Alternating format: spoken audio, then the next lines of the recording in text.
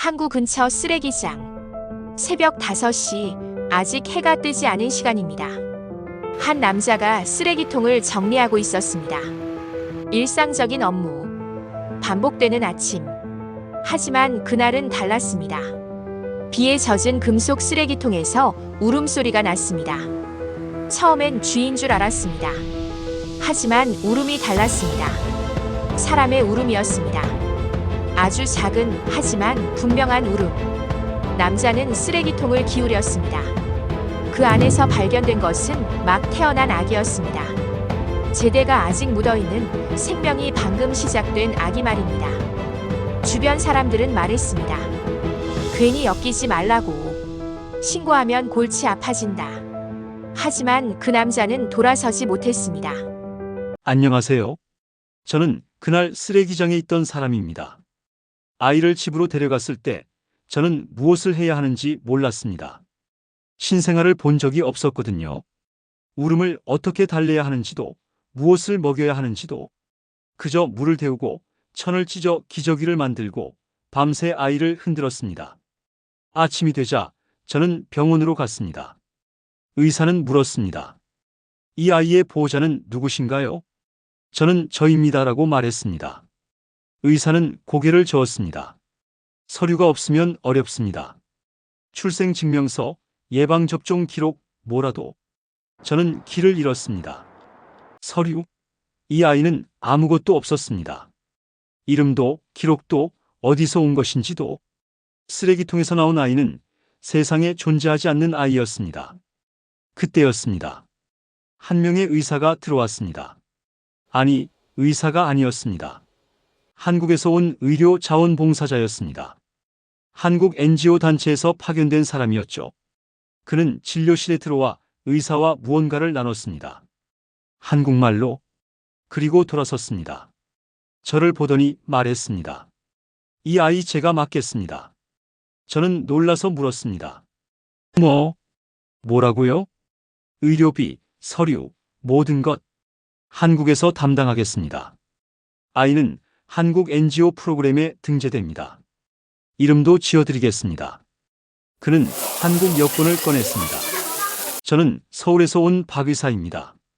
한국 정부 후원으로 여기 온 사람이고 이 아이는 이제 한국이 책임지겠습니다. 저는 눈물이 났습니다. 그 의사는 아이를 안았습니다. 한국 사람처럼 자연스럽게, 마치 자신의 아이인 것처럼.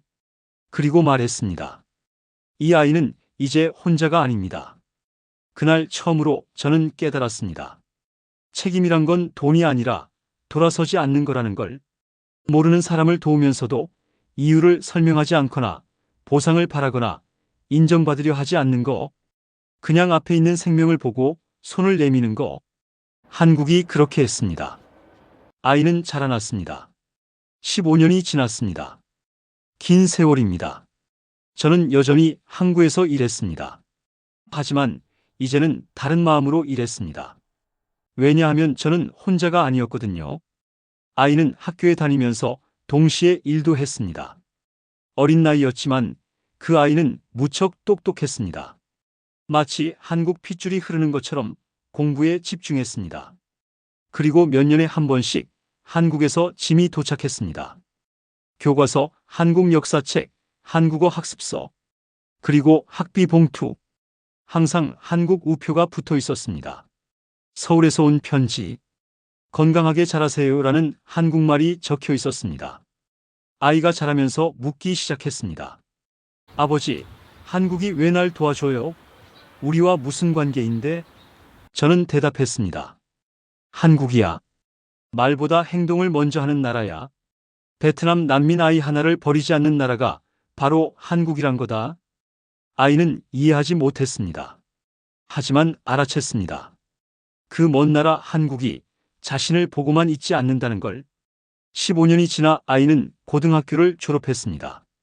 그날 한국에서 특별한 편지가 도착했습니다. 축하합니다.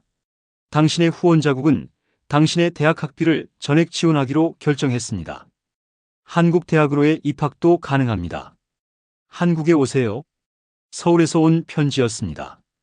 아이는 공항에 갔습니다. 처음으로 비행기에 탔습니다. 목적지는 서울. 저는 항구에서 아이를 배웠습니다. 아니, 아이가 저를 봤습니다. 저는 말했습니다. 가거라. 너를 살린 건 나지만 너를 키운 건 한국이야. 이제 가서 한국에서 살아라. 너는 베트남과 한국의 다리가 되는 거다. 아이는 울었습니다. 아버지, 고마워요. 그리고 한국에 고마워요. 비행기는 떠났습니다. 목적지 서울. 저는 다시 항구로 돌아갔습니다. 쓰레기장으로 돌아갔습니다. 하지만 그날 이후 저는 아무것도 버려진 건 없다고 믿게 되었습니다. 왜냐하면 한국이 있으니까요. 베트남에 버려진 아이 하나를 서울로 데려가는 나라. 그런 나라가 있다는 것만으로도 세상에는 희망이 있습니다. 15년이 흘렀고 그 아이는 이제 서울대학교 학생입니다. 그리고 어쩌면 언젠가 또 다른 누군가의 앞에서 멈출 것입니다. 한국이 자신을 멈추게 했듯이. 이 이야기가 좋으셨다면 구독으로 함께 해주세요.